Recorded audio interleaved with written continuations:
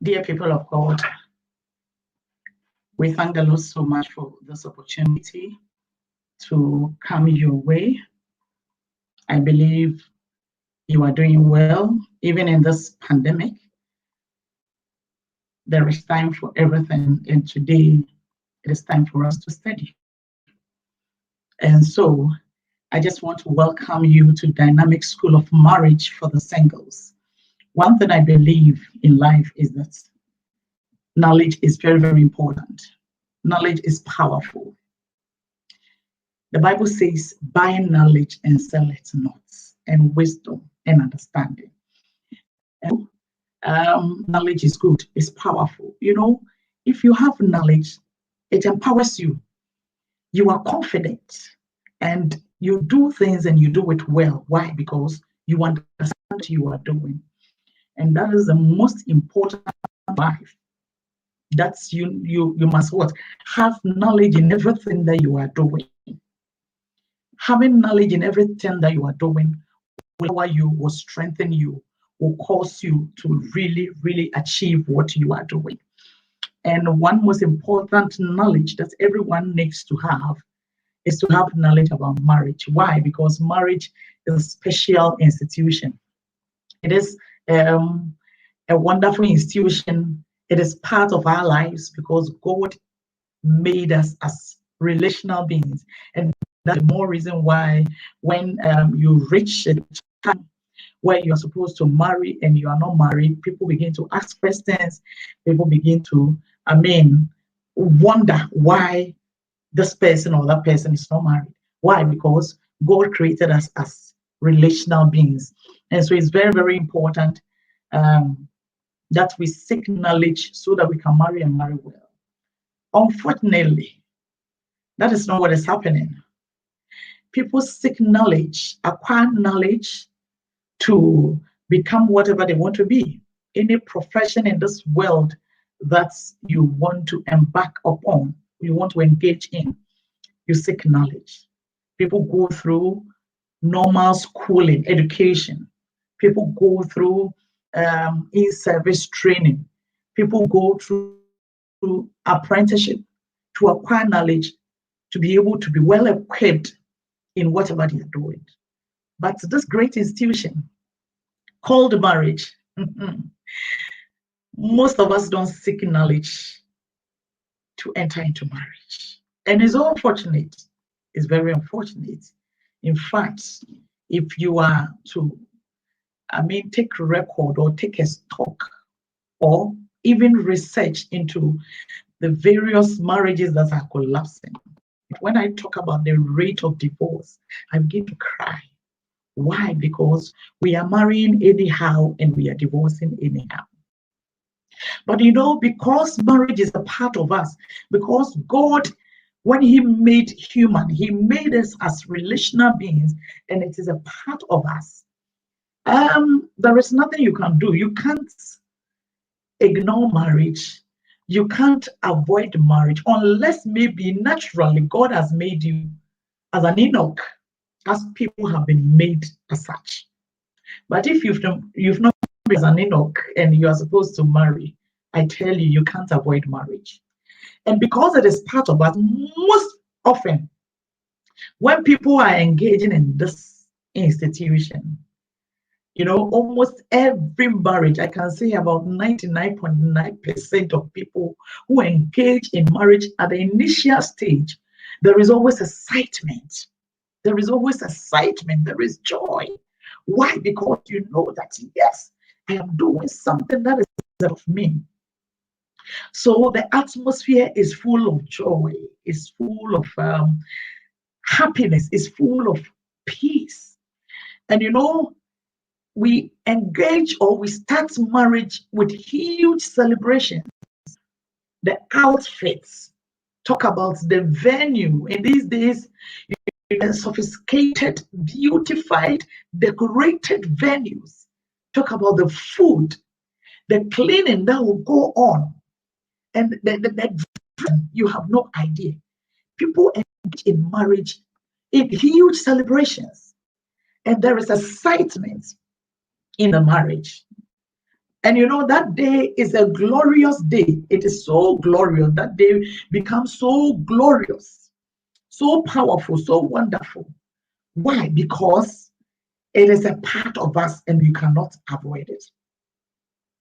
Now, as we engage in marriage, you know, people even spend their head off when you are about to marry. It's like there's nothing that somebody will tell you that you will do it, that you will agree. People just want to spend and spend and spend. They spend on a whole lot of things. And it's so unfortunate that some people even to do it, to even borrow. They go to banks to borrow, to do what? Just for the marriage. Some people try to even, purchase by credits or on credits just for the marriage. Why? Because they really, really want to do something special. That is it. Now, after all this, after all the spending, after all that they do, together with their families, I'm telling you, it becomes so awesome for the very beginning. Talk about the traditional marriage. Talk about the white marriage. In fact, even in Africa, we engage in about 4 marriages. What we call engagement is marriage. Someday we'll talk about it. And then we go to do the church wedding. It's marriage. Then we go into signing or legalizing our marriage. It's also a type of marriage. So we engage in about 3 or 4 marriages just for one or just for a couple. And all this tells me that we cherish marriage so much because it's a part of us. But you know, talking about the road to a happy marriage is far from easy, beloved. And as we look at the rate of divorce, it tells us what is happening. What is happening? There are so many couples who are not able to complete the journey of marriage these days that we find ourselves in. So many couples are not able to complete the journey of marriage. And you will ask yourself, why? Why are they not able to complete the journey of marriage? Why? Why? Because we just marry anyhow and then we divorce anyhow. You know, sometimes people blame this rate of divorce or marriages collapsing on a whole lot of reasons. For the fact that the couples are not able to share time together, they don't share time together, there's no communication among them, maybe there is unforgiveness, this kind of infidelity somewhere, or maybe intruders in the marriage, and sometimes it is lack of maybe fruitfulness in the marriage or lack of money. You can name it. There are so many reasons. And I remember in 2014-15, when I was researching into the rate of divorce and the reasons why people are divorcing, I came up with a whole lot of reasons. Some is a result of social media.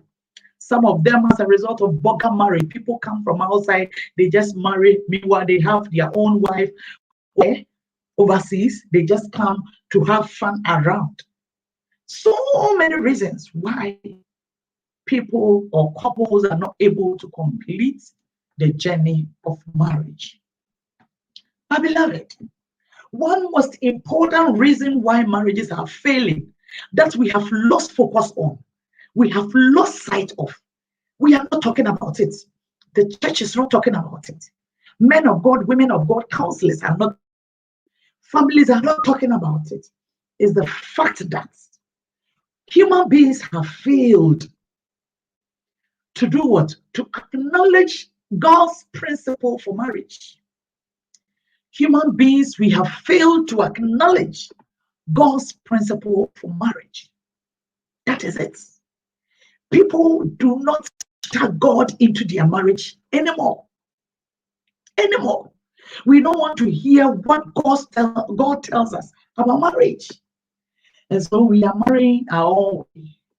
We are marrying with our own chapters. We are marrying with people's experiences. We are marrying with our own ideas.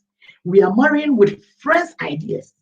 And we have fallen apart because we have lost God's original design for marriage. You know, knowledge has abounded so much. Knowledge has abounded so much that it's overriding what we have made it to override God's original design for marriage. Technological development. Technology has so much advanced that people depend on technology instead of God's design for marriage. Empowerment, human empowerment. I'm not talking about women empowerment. I'm talking about human empowerment.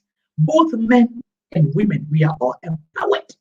And that empowerment has eaten into our ears, our heads so much that we have ignored God's original plan for marriage. And you know, thank God so much that God's purpose for marriage, it was good from the beginning, and it is still good. I tell you, there are some basic principles or truth in God's word, in God's word, in this unadulterated book, the Bible, the authentic word of God, that we cannot ignore if we really want to have a successful marriage. These basics and principles that we have ignored and have taken our own knowledge, our own precepts, our own experiences to marry. That is what is killing us. I tell you, beloved, if we can go back and take these principles, I'm telling you, it shall be well with us. Our marriages will be sustained. And that is the most important thing that we need to do. And that is the more reason why Dynamic School of Marriage is being launched, is being relaunched, let me say it that way, because it is already in existence. And we have extended our territories. We have expanded our scope so that we will bring you the basic principles of marriage, the basic truth in God's word concerning marriage, that which will make your marriage work, that which will make you enjoy marriage as God established it. And it is very, very, very important that we keep ourselves refreshed and thought about these principles before we say I do. So, beloved, my hearers, my listeners, my viewers, Dynamic School of Marriage has the idea to empower young men and women seeking to engage in marriage with solid biblical principles to build in them deeper and stronger foundation for peaceful what? Peaceful, long-lasting, and happy marriage. And what we seek for is to help young men and women, or ladies and gentlemen, to understand the biblical view of marriage by examining these basic truths so that we can abide by them. And so I believe you enjoy this and every Tuesday, same time, 10 p.m. GMT. Just meet me, your servant pastor, Mrs. Agnes Odoi, and I tell you, your life will never be the same. So today we are starting with the basic principles of marriage. And I believe you're going to enjoy. The first thing I want to talk about as a basic principle that anyone who is thinking marriage, if you are thinking marriage, one important thing that you need to understand is that God is the originator of marriage. When you read Genesis chapter 1, verse 20, the Bible tells us that. So God created man in his own image. In the image of God, created him. Male and female, he created them. God established marriage. Beloved, I want to announce to you that marriage was not instituted by your uncle, my uncle. It was not instituted by your government.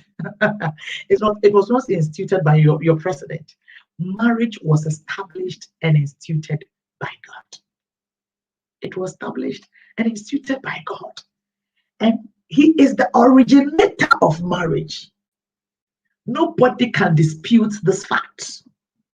God established marriage. I'm telling you, and that is the truth. God established marriage. And if you really want to marry and marry well, then you need to do what? You need to understand this fact that God established marriage. He established it. Nobody takes this from Him. He established marriage. And what does this imply? What does this mean? If God established marriage, somebody will ask you, and so what? One thing you need to understand is that marriage is a divine institution. If God established it and God is divine, then it means that marriage is a divine institution. Marriage is pure. Marriage is holy. It is sacred.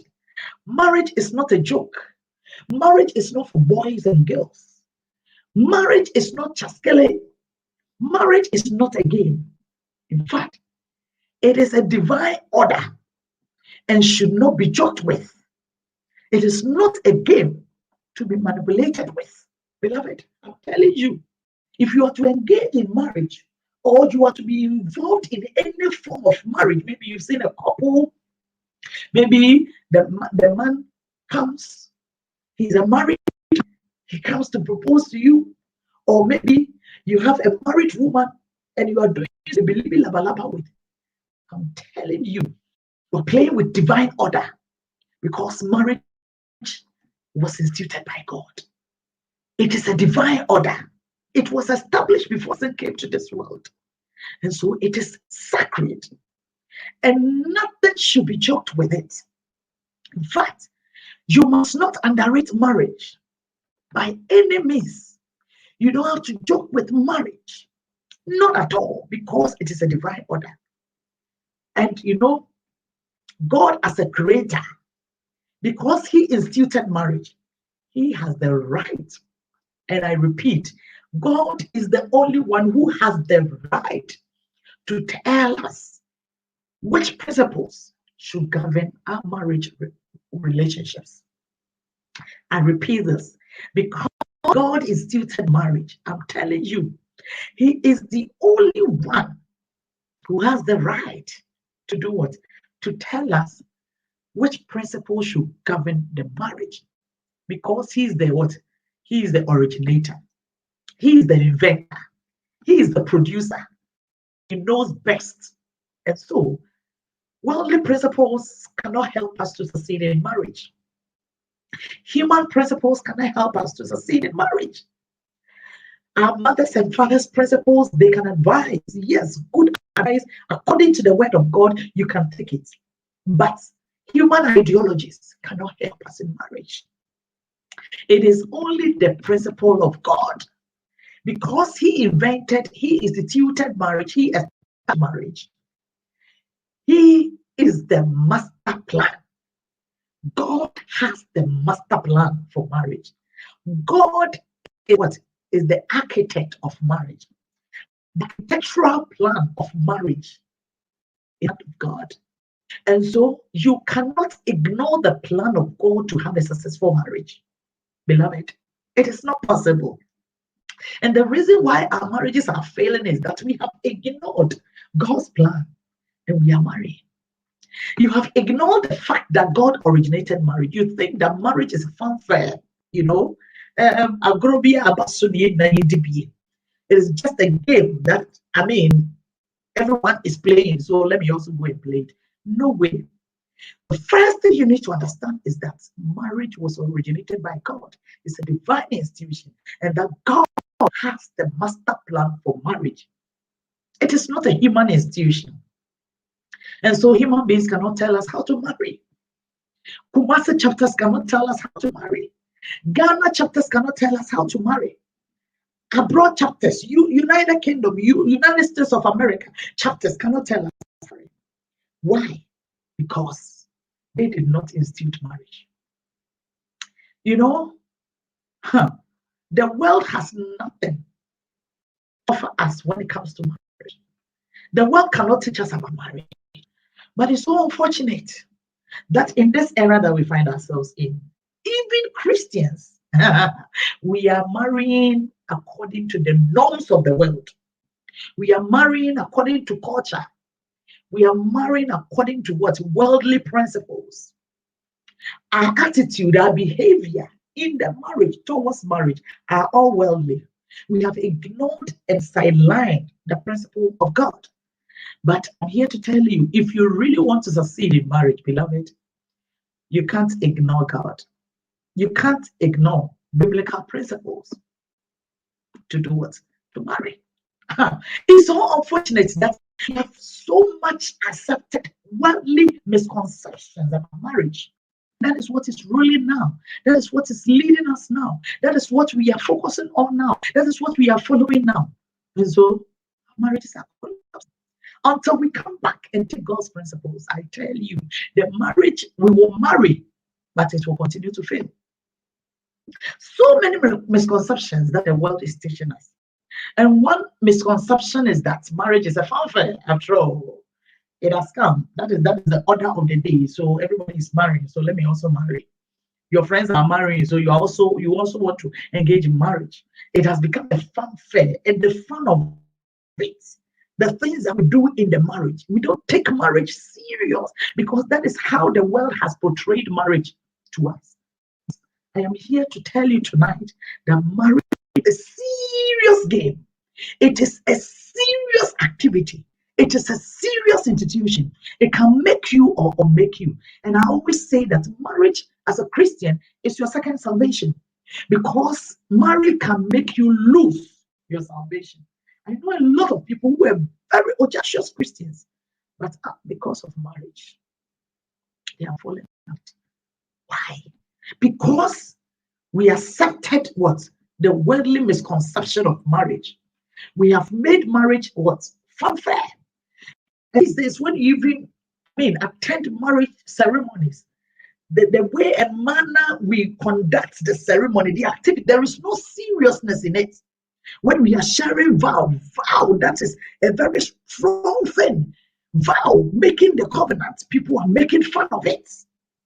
And we don't understand. Even the couple who are to be married do not understand. We also make fun of it. And that is the reason why we don't spend time to do what? To engage in knowledge that will really prepare us for the marriage. We only spend time on the one-day wedding, the traditional marriage. We spend time on the food. We spend time on the venue. We spend time and money, resources, doing all sorts of things that will make our marriage glorious, glamorous, and big. Talk of town, one in town. Because the world told us that marriage is a fanfare. So that is how we have made it.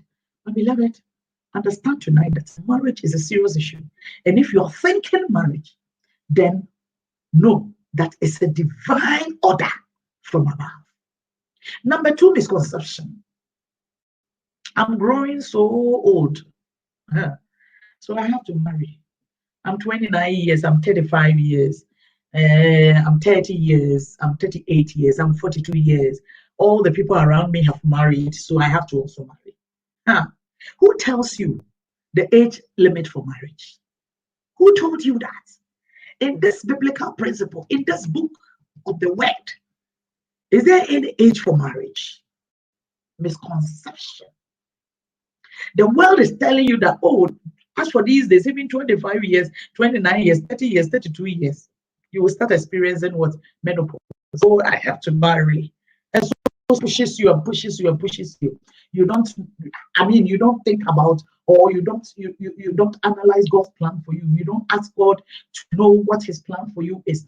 You don't look at it because my friends are marrying, I'm getting old, you also marry. And when you get to that point, you become a beggar, not a chooser. But in marriage, you must and you must choose. We'll talk about it some time to come. One important thing that you need to know is that you have to know what God's plan for you is. It's very, very important. Understand that God supersedes, He superintends times and seasons, because He's the first, He's the last, He's the beginning, He's the end. The Bible tells me that a day is like 1,000 years before God, and 1,000 years is like a day before God. Who tells you that you are getting late and so you need to rush into marriage? That is misconception from the pit of hell. But let me tell you, we have people who had patience with the Lord, wait on the Lord, and then in the long run, the Lord honored them. Don't rush. Don't accept this misconception that you are getting old, so things are getting late. God superintends times and seasons. Ask for God's plan for your life and allow God to do it, to have His own way, beloved. You were made in the image and likeness of God, I'm telling you. And because God is eternal and He's not bound by time, I tell you, there is nothing that will be late in your life. I repeat this. Nothing will be late in your life, beloved. And so, relax. Take your time. Seek the face of God. Don't try to compare yourself with any other person. Just allow God to have His own way. And I tell you, you will enjoy the plan of God for your life. I tell you, you will enjoy the plan of God for your life. Another misconception, the third misconception that people have been so engulfed with as though they have ignored God's principle, is that, oh, I want someone to be responsible for my needs. You know, their mindset about marriage is that somebody has to take responsibility of my needs. If he's a man, oh yes, I want somebody who will take care of my home, somebody who will give birth for me. I need children, and somebody who will prepare my food for me. You know, when I come from home, everything will be set. So that is the mindset, the thoughts for marriage. That is what the world has taught you about marriage. And if it's a woman, yes, you know, my needs to be taken care of. So I want somebody who will take care of my needs, who will take care of. Some people even go to the extent of somebody who will take care of my family too. And so the mindset of this person is that my partner is supposed to take care. My partner is supposed to take care of my family. My partner is supposed to do this. I'm supposed to do that. And so when you enter into the marriage and then all these thoughts, all these expectations are not being met, the marriage becomes a failure for you. To know what marriage is. Gentlemen, you don't know what marriage is. If you want somebody who will take care of your needs, you can have a housemaid. You can go to the restaurant to eat. You can go to the laundry for people to, for your needs to be met. Marriage supersedes. In as much as these are all parts of the marriage, we'll talk about that too. Marriage supersedes that. God's plan for marriage, we'll talk about it. It is not that. It is for companionship, for you to relate, to become one. And all these automatically come. And so the world has given you a different perception about marriage, and you think that is it. And you are moving around that. So the lady doesn't know she's supposed to be a suitable helper, or she was created as a suitable helper. You don't know the purpose of marriage. Why? Because the Lord, the world has given you a different perception. So you engage marriage and then you think the marriage is not working for you because your expectations are not being met. What kind of expectations are you talking about? Your expectation is that I'm supposed to be a helper. So what am I helping? Your expectation should be that I am supposed to be a friend. I might be a friend to my partner.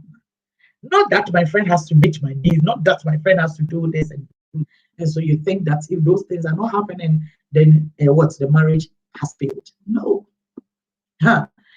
And you know, as I said, some people who think that, oh, everybody around me is getting married, so I have to also get married. They go to the extent of even, comparing. Oh, you see, my friend A got married 10 years ago, has given birth, and you know, the second child is even 2 years old, 5 years old, and this and this. But let me tell you, beloved, I know people who have gotten married 10 years now, they are still struggling to have what? Fruit of the womb. How about that? I know people got married, their partners died. How about that? I know people who got married, gave birth to children, and now their children have become vagabond children. How about that? And so you don't need to compare yourself to everybody. Look unto Jesus, the author and finisher of your faith. And I'm telling you, because he says he knows the plan he has for you, plans not of evil, but that will bring you expected end. I'm telling you, beloved, take this fact from me. He will not withhold any good thing from you. He said, no good thing will he withhold from them that walk upright and according to his purpose. God will definitely bring you to that expected end if you depend on him. So ignore those misconceptions about what the world is saying and look unto Jesus, the author and the finisher of your faith. People also think that the world is telling people that, when you get married, all your problems will be solved. All your problems, insecurity, you are saved. Who tells you that? You need to work it out. I repeat, you need to work it out. It is not automatic like that. And another misconception is that people think that marriage is just bread and butter. They don't hear that marriage is hard work. But I'm here to tell you that marriage is hard work. Marriage is HARDWORK. Marriage is hard work. If you want to succeed in marriage, forget about those fictions that you read in the novels and you view in the videos and the films. That is funny, You need to work hard through the grace of God to do what? To make your marriage a happy and successful one. Beloved, don't let the world deceive you that marriage is bread and butter. Who tells you that marriage is bread and butter? Marriage is never bread and butter.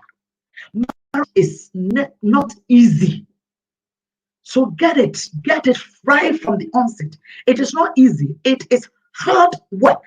You must work hard through the grace of God to make your marriage work. Yes, it is possible to have a happy marriage.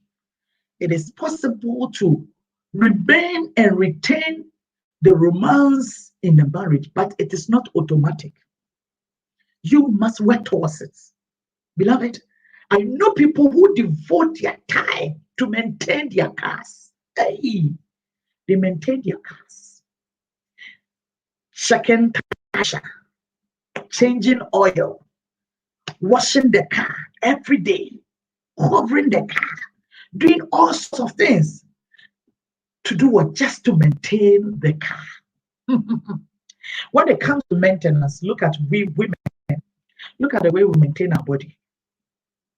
With all sorts of things, manicure, pedicure, all the cures and the what, all the makeups and the rest from head to toe. You maintain your body so that you keep your beauty. You tell me that marriage is not hard work. Marriage is not hard work. Two people from different backgrounds, with different experience, with the gap, the marriage gap. There is what we call the marriage gap. Someday to come to learn about the marriage gap. The marriage gap, it could be a gap of what? Language, gap of food, gap of, attitude, gap of interest, gap of pursuits. So many gaps that you need to fill for you to merge up to become one. And you are telling me marriage is not happy. By the way, why do we bath morning and evening? Why do we polish ourselves? And you tell me marriage is not hard work. I'm here this evening to tell you, beloved, that marriage is hard work. You need to maintain your marriage. That first love, that which brought you together, that which made you fun of each other, you need to maintain it. If you don't maintain it, it will collapse.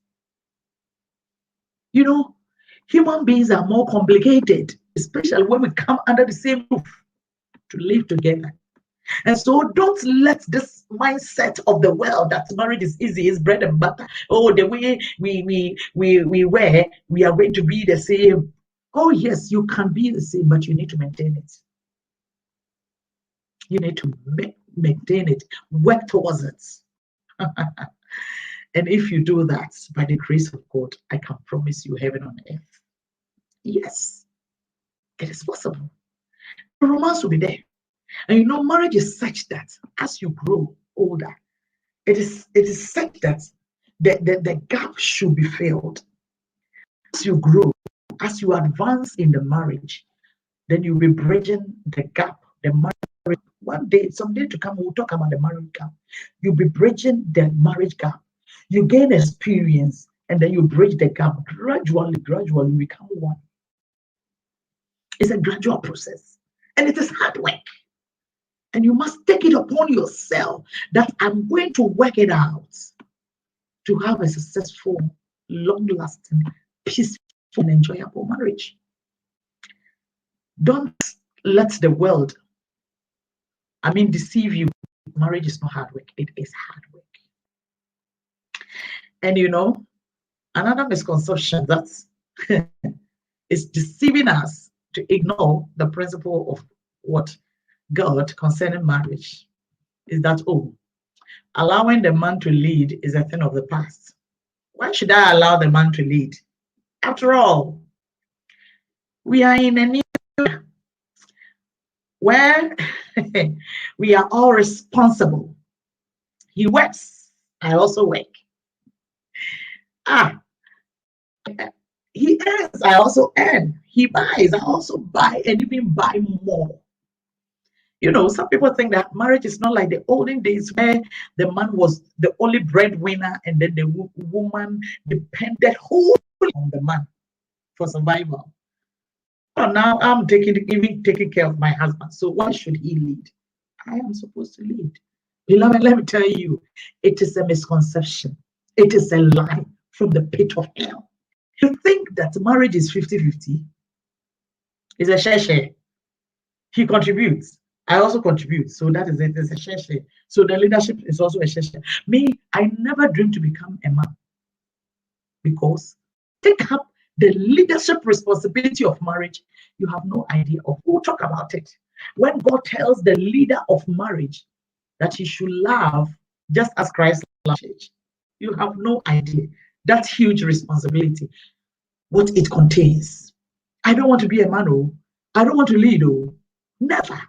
But beloved, let me tell you, the one who established the marriage, he says that, yes, I instituted marriage. He is the originator of marriage. So he says, man is supposed to lead, woman follow them. And then he said that, oh, what? I'm providing. All the resources are coming from me, so he should follow me. It is not possible. It will not work. Don't think that you are in a modern world. You are in a different era. So the word of God changes. No way. Who has invented marriage? God. Who has the master plan for marriage? God. What principles should govern our marriage? God's principle. And so whenever you bring in worldly principle to assist God's own, it is not possible. It will not work. It is just like you having a Toyota car and then something that's what something is spoiled in the car, and then you go and take a different spare part to replace it. It will not work. You're not in the same group. It will not work. You can't take a bicycle engine to put into a car for it to work. It's not possible. It's not possible. And you can't put salon car engine into what? Into a Land Cruiser or into a Caterpillar, and you expect it to work. It won't work. By the way, who tells you that it was because of the fact that men were providing? That was why women were submitting to them. Who tells you that? It's a lie. Let me tell you something. Adam never provided anything in the Garden of Eden, but the woman was supposed to follow. When the woman decided to lead, what happened? God provided every resource in the Garden of Eden. It wasn't because Adam provided, that was why the woman was supposed to lead. No. So it is wrong. The fact that the provision is coming from you doesn't make you and can never make you the leader. Woman, you've been given a position by God, not by your hand. The order is from above. And remember, marriage is a divine order. The order is from above. And the one who orders says that the man is a leader. Nothing can change it. Provide everything for them. Put money in a man's pocket. I remember this couple. The lady had so much, was providing everything, could even, buy round trip and give pocket money for the husband. Go and chill and come back. And she thought that she could use that to buy the man. Unfortunately, because she wasn't submissive, the marriage has collapsed. And if you do that as a woman, your marriage will collapse. Don't think that because you have acquired qualifications, it turns you into a man to become a leader. Never. Nothing can change the order of God. And I repeat, nothing, absolutely nothing can change the order of God. And so if you really want to have a successful marriage, woman, let me tell you, learn to follow the order of God. Learn to follow the order of God. Forget about your duties, your qualifications, and the rest, and be a woman. Me, I never dreamed to become a man. I love being a woman as God created me to be. I love that because I'm the last born of God. He cherishes me so much. He created me with a purpose.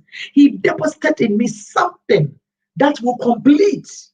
So I always want to focus on completing my husband, not to compete.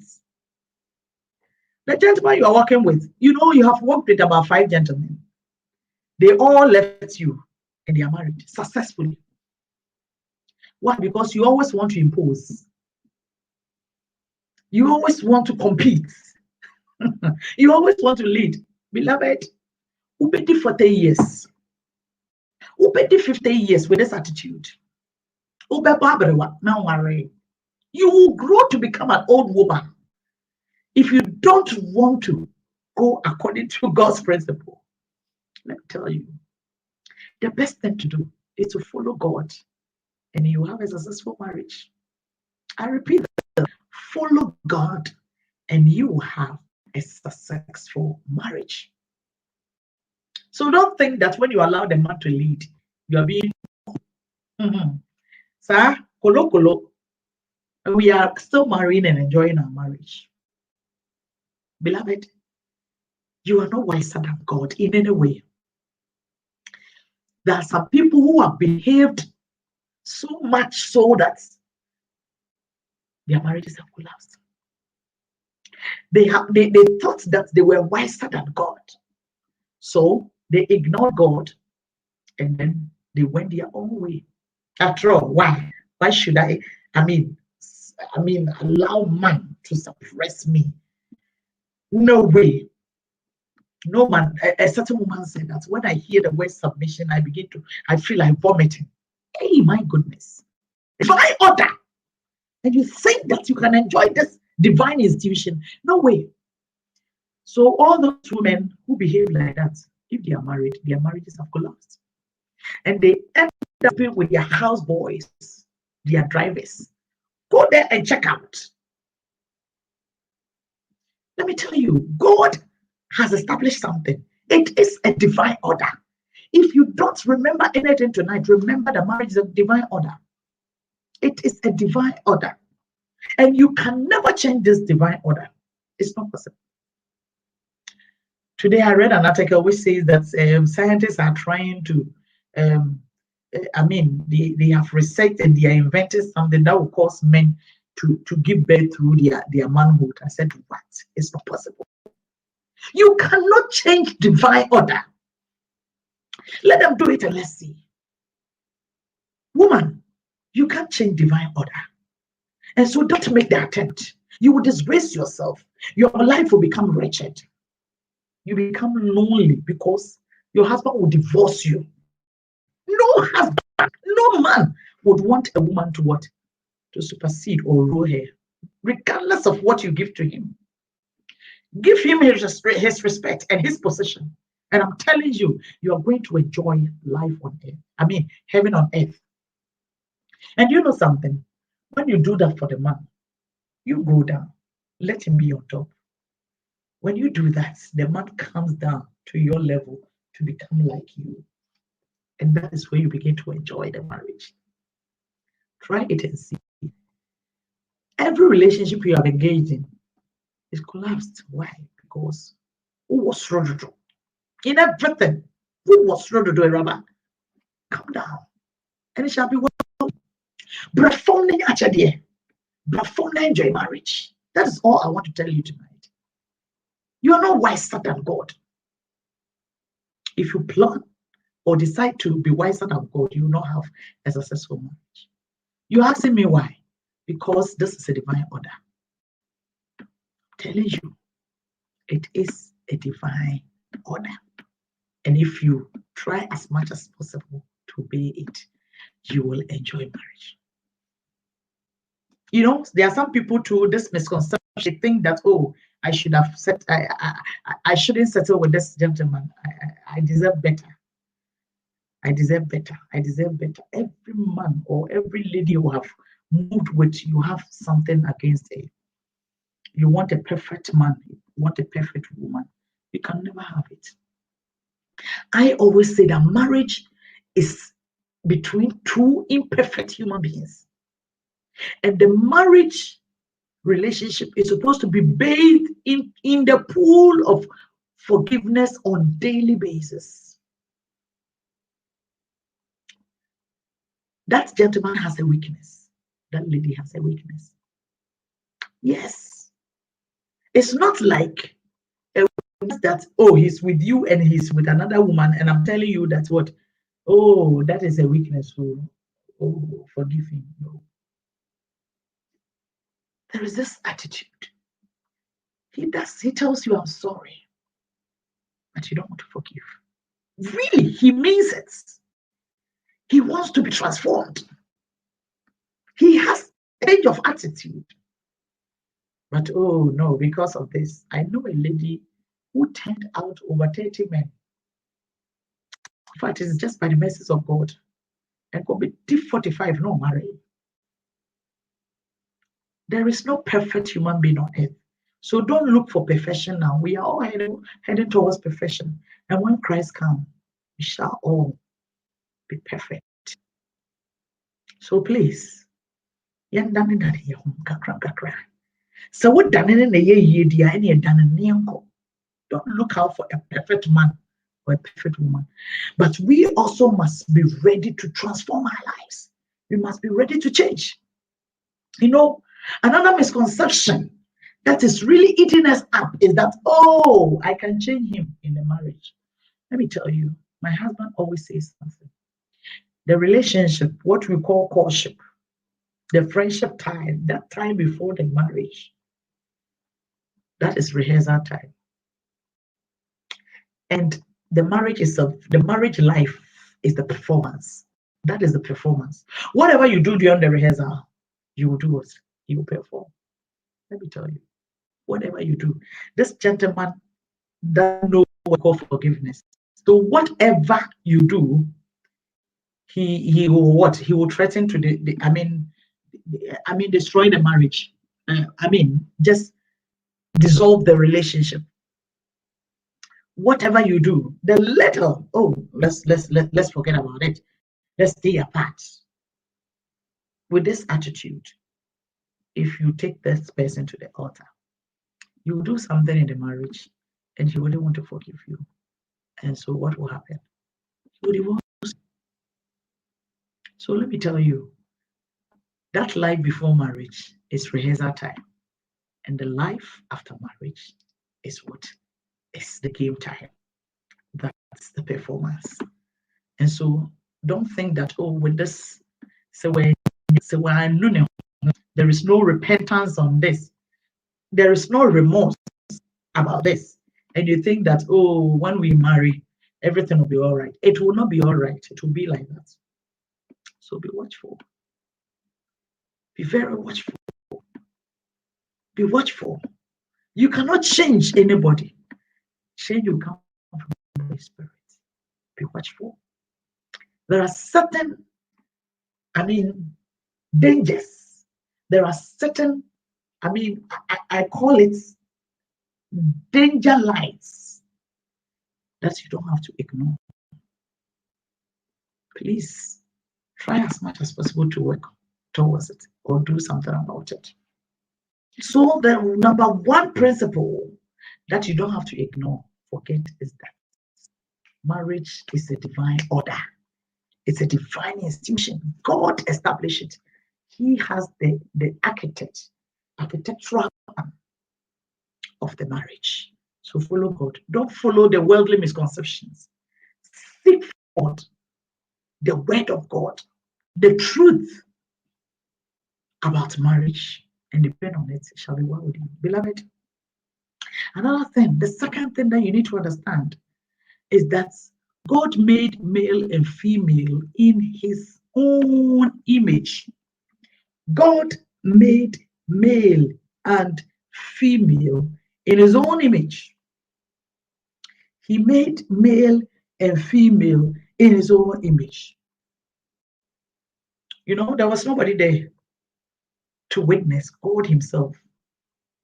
God himself, he made it. He made male and female in his own image. And what does it imply?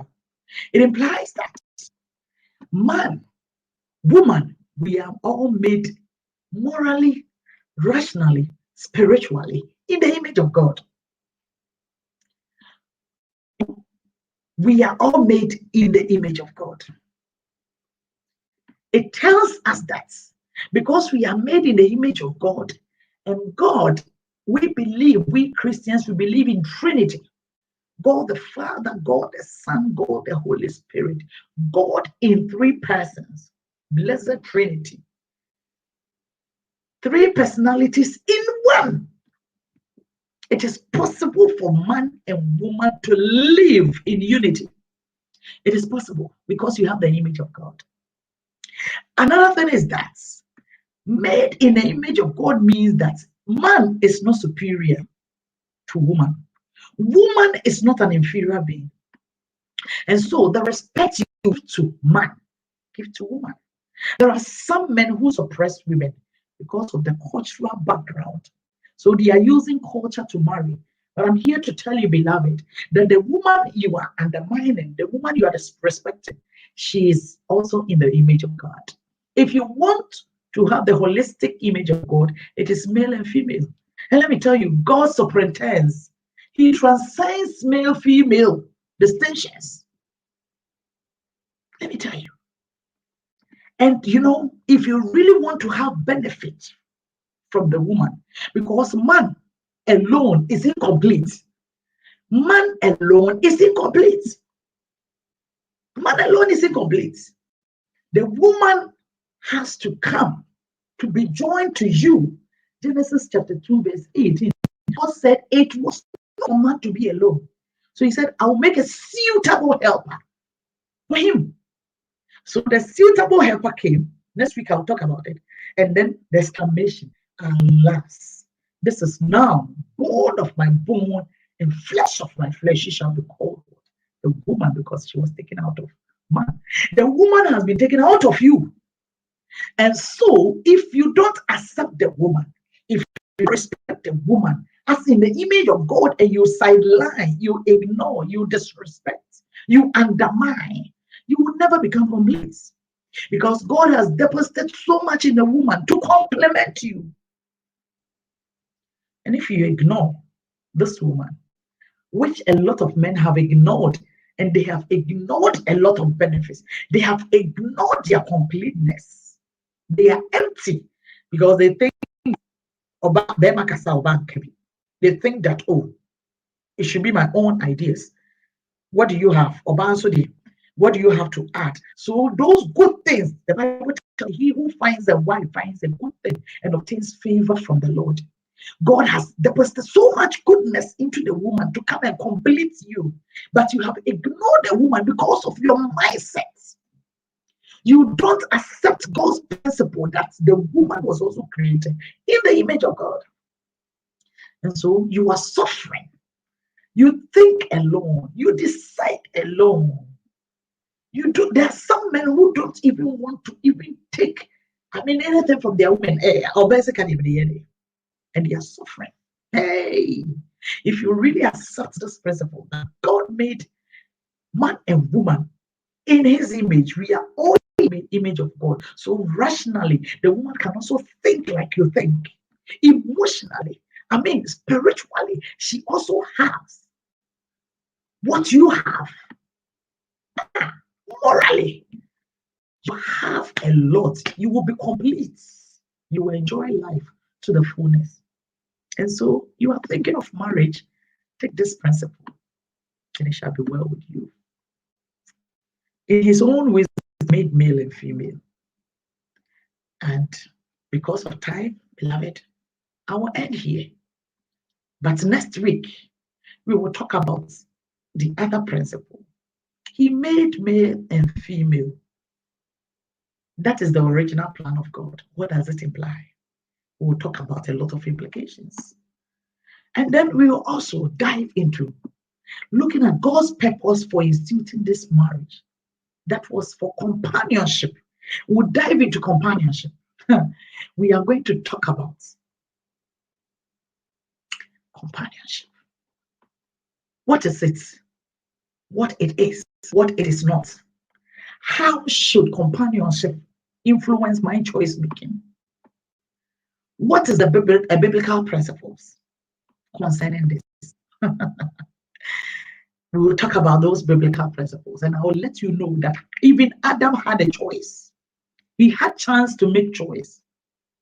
He had an opportunity to mingle, to know what is good and what is bad. Adam identified with a woman. He accepted the woman. There was unity, there was friendship, there was openness. And we'll talk about friendship. Who is a friend? We'll talk about the fact that Adam was a friend indeed. Next week, I'll make you to know that Abigail is identified with a good friendship, the attitude that Abigail portrayed that made her a good friend. Then you check yourself to see if you are ready to mingle, if you are ready to become a companion. Are you ready for marriage?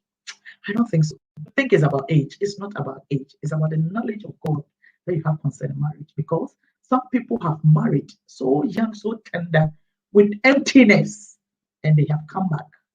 But if you marry with knowledge, I tell you, you are going to enjoy your marriage. Beloved, thank you for staying with me. I just want to say God richly bless you. If you have any question, please don't hesitate. Let me give 5 minutes. You can type your question. Maybe you're on YouTube, you're on Facebook. You can type your question. And then the number is also on the screen. You want to call. I engage in premarital, postmarital, and general counseling. Let me tell you, distance is not a problem. Wherever you are, there is a possibility of taking you through premarital counseling. Or maybe you are married, you need postmarital counseling. Don't hesitate to call.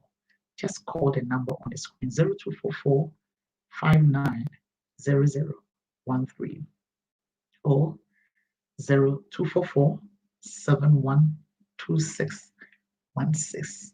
I tell you, Bible tells me, buy knowledge and sell it not, and wisdom and understanding, and it shall be well with you.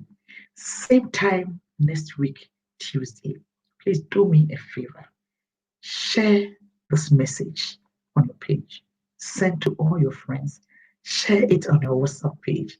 Share it on your WhatsApp groups. Invite people. Please give me a like. Subscribe to my WhatsApp account. Click on the bell and you receive notification for all our activities. And I'm telling you, you will be well equipped for marriage. You will go and not come back. People will ask you, how are you making it? And you tell them, it's all about knowledge. Tell people about dynamic school of marriage for singles and let them join. God bless you.